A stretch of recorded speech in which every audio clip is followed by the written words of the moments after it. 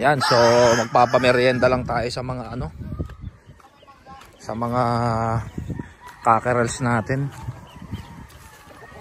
Malalakas kumain tong mga to. Yan, oh. So 3 months old po sila. Ang binibigay lang natin is dry feeding. Yan. Malalakas kumain tong mga to. Yan, sakto, ito na rin yung chance para mahawakan din natin yung mga alaga natin. Kung maganda ba yung mga katawan nila at hindi ba sila pitsuhin or maganda ba yung body structure nila. Ayan, so ito yung parang nagiging dominante dito sa ranging area natin. Napakagwapong manok. Ayan, at bulto at maganda yung pitso.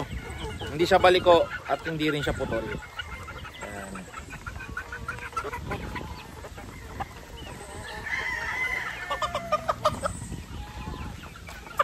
So ito naman. Pasensya na, nai-istorbo siya sa pagkain niya. Oh. May laman pa yung lalamunan. Ayan. So ito maganda rin ang hipo. At hindi rin siya pitsuhin.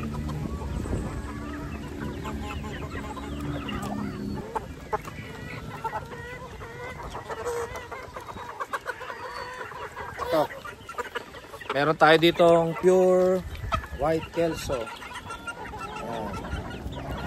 So may konting pula-pula siya dito para may pagkasinibalang siya. Pero ang kinagustuhan ko kasi dito, puti yung paa, tapos ang ganda rin ng sukat ng katawan. Yan, so ito naman ay isang pure golden boy. Parichua. Grabe, ang ganda ng sukat. Maganda rin ba sukat niya? Sobrang solid nito. Yan, tapos pulang-pula yung ano, mukha. Yan. Ano na siya eh? Parang kala mo stag na. Ganda na sukat, grabe. Yan, so ito naman yung isa sa sumunod na malaki. Ang ganda rin ng sukat. Sobrang solid.